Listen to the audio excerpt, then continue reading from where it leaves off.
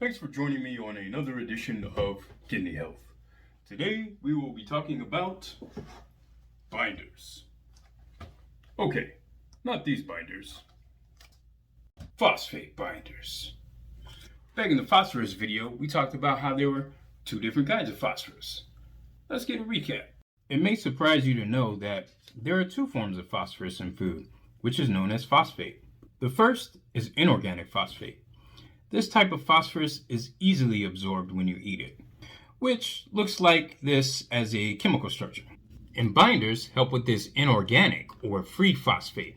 The way that it works is that it actually combines with the phosphate in food and changes its form so it can lock that phosphorus into place so it won't be absorbed into your body. And since binders are designed to help with phosphate from food, they should be taken with food.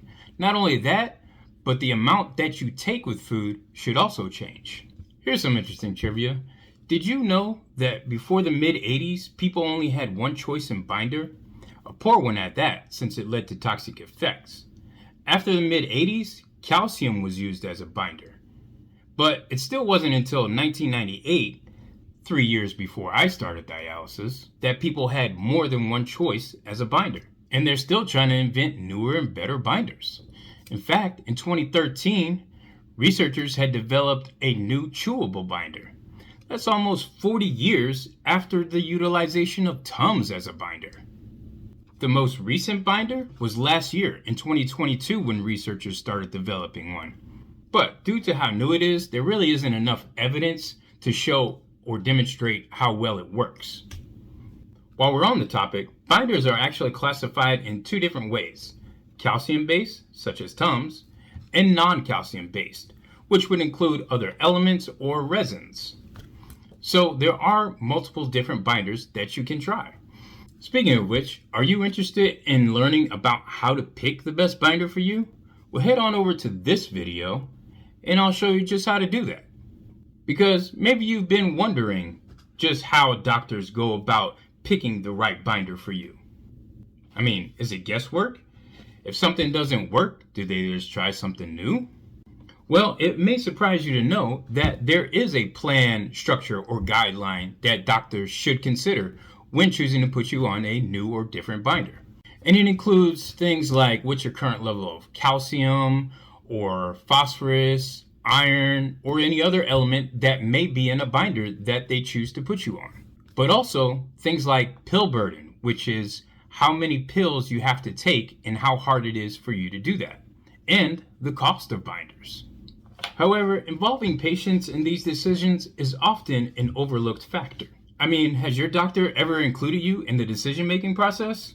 I know for me, in my combined 16 years and 2 transplants, that it has never actually come up on doctor asking me how I felt or was I able to afford a certain binder. That's just not been a thing. They were just like, okay, yeah, try this, or hey, we're going to put you on that. I mean, think about it. Wouldn't you like to know if one has worse side effects than another, or if one is cheaper than another and you might be able to afford it? How about one takes less pills than the other? And I'll shamelessly plug my video again in case you're interested in how to choose a better binder. And then you can discuss that with your doctor. Let's talk about the cost of binders. I mean, most dialysis patients do live on a limited income. Maybe you could choose a less expensive one. Wouldn't that help you be more compliant or help you take more pills more often like you should? Now, I'm not saying doctors are trying to push you onto something that you don't need or that they're getting some kind of kickback.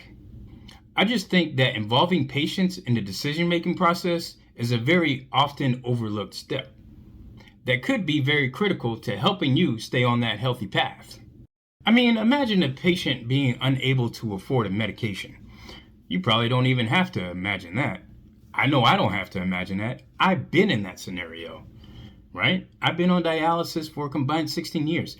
I know how hard it is to keep affording medicine, especially if you have to choose between getting one medicine over the other.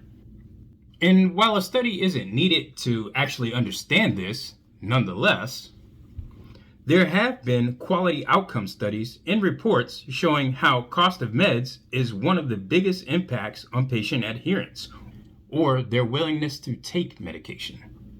Did you know the phosphorus binder section of medicine actually has $500 million in revenue a year? Now, I don't want to leave you with a sour taste in your mouth or some sense of hopelessness.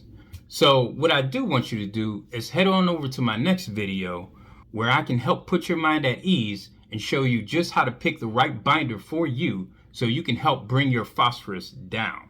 Until next time, warriors.